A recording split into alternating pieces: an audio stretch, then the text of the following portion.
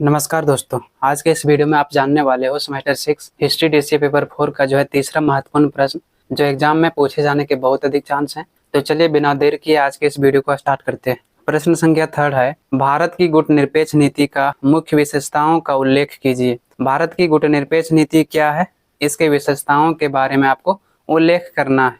चूंकि DCA paper 4 में जो है लगभग 14 से 15 प्रश्न है, तो सभी प्रश्न को करवाना संभव नहीं है दोस्तों। हालांकि पीडीएफ नोट्स में हम सारा प्रश्न को करवाते हैं, लेकिन सारा प्रश्न का वीडियो बनाना संभव नहीं है।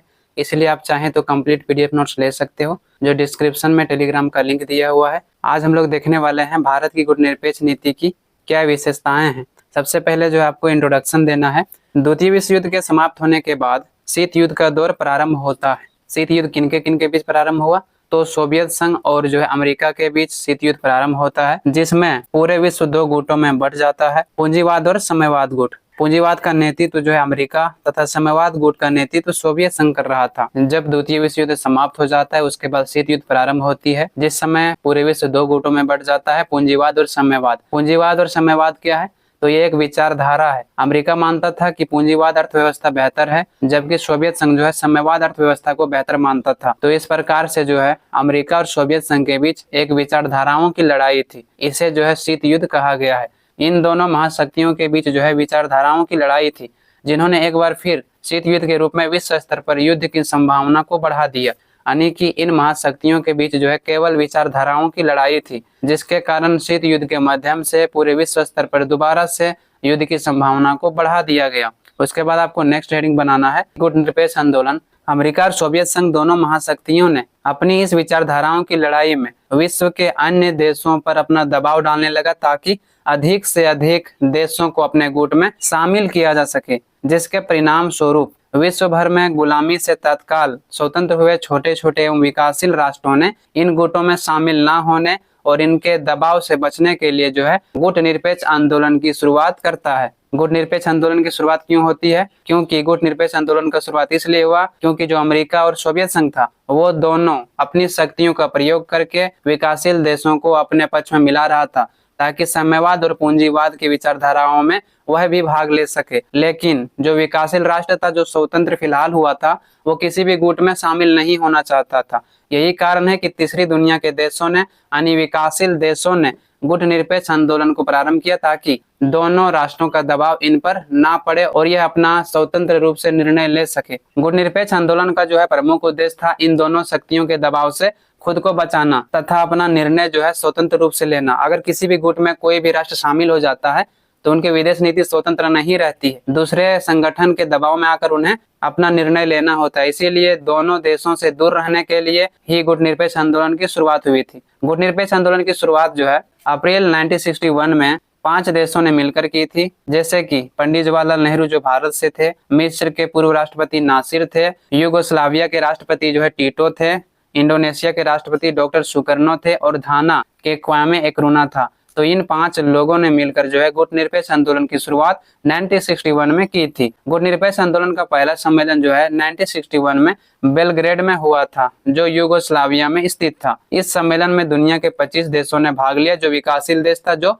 फिलहाल स्वतंत्र हुआ था। उसके बाद आपको नेक्स्ट हेडिंग बनाना है, भारतीय गुटनिरपेक्षता नीति की विशेषताएं। आपको प्रश्न में पूछा गया है, भारतीय गुटनिरपेक्षता नीति के विशेषताओं के बारे में बताएं। भारतीय गुटनिरपेक्षता नीति के अनेक सिद्धांत हैं, जो कुछ बिंदुओं द्वारा समझा जा सकता है। गुटनिरपेक्षता आंदोलन के जो है 5 सिद्धांत थे। 1961 में गुटनिरपेक्षता के 3 संस्थापकों जैसे कि पंडित जवाहरलाल नेहरू, कर्नल नासिर और मार्शल टीटो ने इनके 5 सिद्धांतों को स्वीकार किया था कि अगर इन 5 सिद्धांतों को कोई देश फुलफिल करता है, तभी गुटनिरपेक्षता के संगठन में शामिल हो सकता है। अन्यथा अगर इन 5 सिद्धांतों को वो फुलफिल नहीं करता है, तो वह इस संगठन में शामिल नहीं हो सकता है।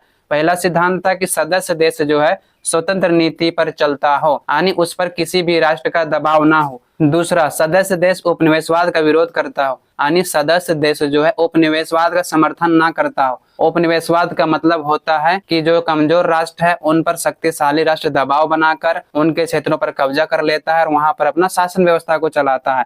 तो जो राष्ट्र उपनिवेशवाद का समर्थक है, जो राष्ट्र उपनिवेशवाद का विरोध ना करता हो, वह इस संगठन में शामिल नहीं हो सकता है। गुटनिरपेक्ष आंदोलन में शामिल होने के लिए सदस्य राष्ट्र को जो है किसी भी सैनिक गुट में शामिल नहीं होना चाहिए। यानी कि अगर गुटनिरपेक्ष आंदोलन में शामिल होना चाहता है कोई भी राष्ट्र तो वह जो है किसी भी सैनिक गुट का सदस्य ना हो। सदस्य देश किसी भी बड़ी ताकत के साथ किसी भी प्रकार का समझौता ना किया हो, यानी कि जो भी सदस्य राष्ट्र है जो गुटनिरपेक्ष संगठन में शामिल होना चाहता है वह बड़ी ताकत यानी अमेरिका और सोवियत संघ के साथ कोई भी समझौता ना किया हो। पांचवा सिद्धांत था कि सदस्य देश किसी भी बड़ी ताकत को जो है अपने क्षेत्रों में सैनिक अड्डा बनाने की स्वीकृति ना दी हो, यानी अनुमति ना दी हो। यदि इन सिद्धांतों का कोई पालन करता है तो गुटनिरपेक्ष आंदोलन में शामिल हो सकता था। भारत में गुटनिरपेक्षता की नीति 1947 से अपनाते आ रहे हैं। पंडित जवाहरलाल नेहरू का विचार था कि किसी भी शक्तियों या सैन्य गुटों में शामिल हो जाने के बाद उनका विदेश नीति जो है स्वतंत्र नहीं रह जाता है, वह किसी के दबाव में अपना निर्णय लेता है। यदि हम किसी भी गुटों में शामिल नहीं होंगे तभी हमारी विदेश नीति स्वतंत्र रहेगी और हम बिना किसी दूसरे राष्ट्रों के दबाव से अपना फैसला खुद कर सकेंगे, स्वतंत्र रूप से कर सकेंगे। यही कारण है कि पंडित जवाहरलाल नेहरू ने गुटनिरपेक्ष आंदोलन का समर्थन किया, इन्हें बढ़ावा दिया। इसी उद्देश्य से 1961 में गुटनिरपेक्ष आंदोलन का उदय हुआ ताकि कोई भी शक्तिशाली राष्ट्र विकासशील राष्ट्रों पर दबाव ना डाल सके, उन्हें अपने गुट में शामिल होने के लिए उनको जो है फोर्स ना कर सके। नेक्स्ट आपको हेडिंग बनाना है शीत युद्ध का विरोध। द्वितीय विश्व युद्ध के बाद अमेरिका और सोवियत संघ के बीच शीत युद्ध का दौर प्रारंभ हुआ जिसने पूरे विश्व को प्रभावित किया। द्वितीय विश्व युद्ध समाप्त होने के बाद अमेरिका और सोवियत संघ के बीच शीत युद्ध प्रारंभ होती है जिसने पूरे विश्व को प्रभावित किया। ये दोनों शक्तियां जो है अपने पक्ष में अधिक से अधिक राष्ट्रों को लाने के लिए विश्व के अनेक देशों पर दबाव डालना शुरू कर दिया ताकि इनके गुट में अधिक से अधिक राष्ट्र शामिल हो सके, जिसके परिणाम स्वरूप जो है भारत जैसे तीसरी दुनिया के देशों ने गुटनिरपेक्ष आंदोलन की शुरुआत की। भारत जैसे जितने भी विकासशील देश उस समय था जो गुलामी प्रथा से स्वतंत्र हुआ था उन्हें ही तीसरी दुनिया के देश कहा जाता था। गुटनिरपेक्ष आंदोलन में अधिकतर जो है विकासशील राष्ट्र शामिल थे जिन्हें तत्काल गुलामी से आजादी मिली थी। गुटनिरपेक्ष आंदोलन में ये सभी विकासशील देश इसलिए शामिल हो रहे थे ताकि ये दोनों महाशक्तियां इन पर किसी भी प्रकार का दबाव नहीं बना सकता था। इसके अलावा ये सभी राष्ट्र जो है अपनी विदेश नीति के प्रति स्वतंत्र था, अपना निर्णय वह खुद ले सकता था। दूसरा पॉइंट बनाना है सैन्य तथा राजनीतिक गठबंधनों का विरोध। गुटनिरपेक्ष ने सैन्य तथा राजनीतिक गठबंधनों का विरोध किया, चाहे कोई भी सैनिक संगठन हो या राजनीतिक गठबंधन हो, जैसे कि नेटो हो गया, वार्सा पैक्ट इत्यादि हो गया, तो इन सभी का जो है विरोध किया गया। पंडित जवाहरलाल नेहरू ने अपने शब्दों में कहा है कि हमारी नीति जो है गुटनिरपेक्षता की नीति रही है, जो किसी भी पक्ष में सहयोग न देकर दोनों पक्षों से स्वतंत्र रहना। पंडित जवाहरलाल नेहरू ने अपने शब्दों में कहा है कि हमारी नीति हमेशा से यही रही है कि हम किसी भी पक्ष में सहयोग ना देकर दोनों ओर से जो है हम स्वतंत्र रहे। गुटनिरपेक्षता नीति के समर्थक मानते हैं कि सैनिक संगठन और राजनीतिक गठबंधन विश्व शांति के लिए जो है खतरा है, क्योंकि जितने भी गठबंधन होता है या राजनीतिक संगठन होता है उसका अपना अपना उद्देश्य होता है, जिसको कोई ना कोई खतरा, भय, आशंका, घृणा अंतर्राष्ट्रीय स्तर पर बना रहता है। अन्य जितने भी सैन्य संगठन बनाया जाता है, जितने भी राजनीतिक गठबंधन बनाए जाते हैं, उसके पीछे कोई ना कोई उद्देश्य होता है और इस उद्देश्य की प्राप्ति के लिए उसमें खतरा होगा, भय होगा, आशंका होगा और घृणा होगा। इसीलिए जो है गुटनिरपेक्षता आंदोलन ने सैन्य संगठन या राजनीतिक गठबंधन का विरोध किया है।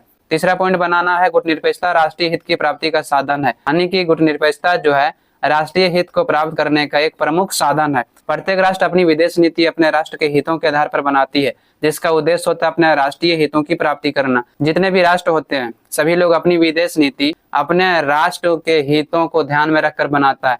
अगर उनके राष्ट्र के हितों की पूर्ति हो रही है उसी प्रकार से वह अपनी विदेश नीति बनाएगा। उस लक्ष्य के प्राप्ति के लिए भिन्न भिन्न साधन होते हैं जिसका प्रयोग अलग अलग राष्ट्रों द्वारा किया जाता है। प्रत्येक राष्ट्र की जो है अपना लक्ष्य होता है, अपना जो है उद्देश्य होता है, जिसके कारण इन सभी उद्देश्यों को प्राप्ति करने का अलग अलग साधन होता है जो अलग अलग प्रकार से प्राप्त किया जाता है। भारत हमेशा अपने स्वतंत्र नीति पर चलता है। वह जानता है कि महाशक्तियों में या किसी भी सैन्य संगठन या गठबंधनों में शामिल हो जाने के बाद उनके विदेश नीति स्वतंत्र नहीं रहेगा। उन्हें उस महाशक्तियों के दबाव में आकर ही अपना निर्णय लेना होगा। पंडित जवाहरलाल नेहरू ने कहा है कि भारत किसी का जो है पिछलग्गू बनकर नहीं रह सकता है, क्योंकि भारत की विदेश नीति हमेशा से जो है स्वतंत्र है और हमेशा स्वतंत्र रहेगा। पंडित जवाहरलाल नेहरू अपने शब्दों में बताते हैं कि भारत किसी का पिछलग्गू बनकर नहीं रहना चाहता है। पिछलग्गू का मतलब होता है किसी के गुलामी में बनकर नहीं रहना चाहता है, उनके अनुसार अपना निर्णय नहीं ले सकता है, बल्कि भारत स्वतंत्र है, उनकी विदेश नीति भी स्वतंत्र है। वह हमेशा स्वतंत्र रूप से अपने फैसला को लेगा, किसी के दबाव में आकर वह फैसला नहीं लेगा। चौथा पॉइंट बनाना है गुटनिरपेक्षता की नीति शस्त्रीकरण के पक्ष में नहीं है। शस्त्रीकरण मतलब होता है हथियारबंदी। गुटनिरपेक्षता की नीति शस्त्रीकरण का विरोध करती है, यानी कि अधिक से अधिक हथियारों को बनाना, उनको निर्मित करना तथा कमजोर राष्ट्र पर आक्रमण करना, ये सभी गुटनिरपेक्षता नीति विरोध करती है। यह संगठन शस्त्रीकरण के स्थान पर शांतिपूर्ण विकास और आर्थिक विकास पर बल देते हैं।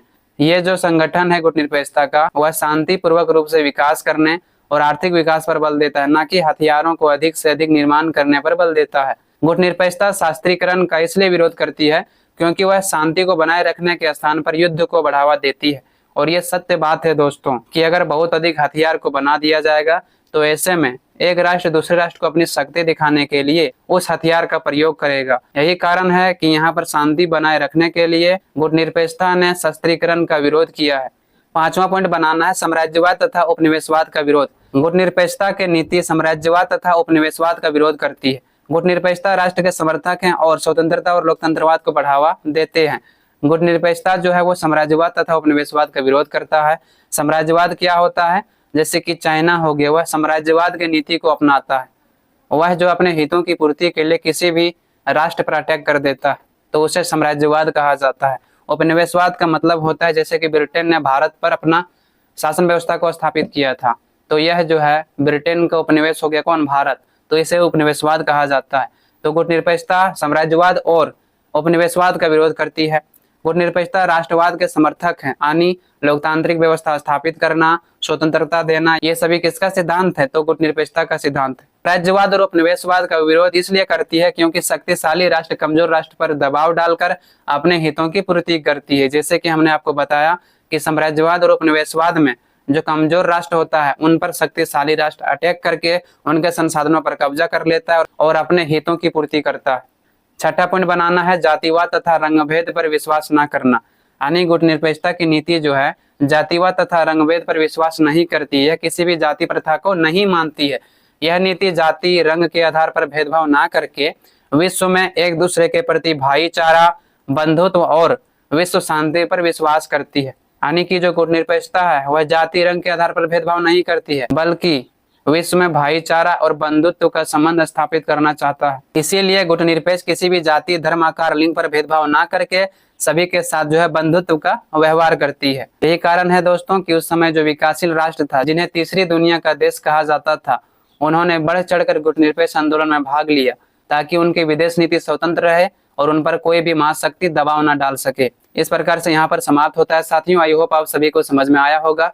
साथियों, सब्सक्राइब करना बिल्कुल फ्री है, तो आप लोग एक सब्सक्राइब और लाइक जरूर करें, इससे हमारा हौसला बढ़ता है और मैं आप लोगों के लिए जो है बेस्ट से बेस्ट कंटेंट लेकर आ पाता हूँ। आपकी एक लाइक और सब्सक्राइब हमें नेक्स्ट वीडियो बनाने के लिए मोटिवेट करती है। आज के लिए इतना ही। आप लोगों से बहुत जल्द मिलते हैं नेक्स्ट वीडियो में।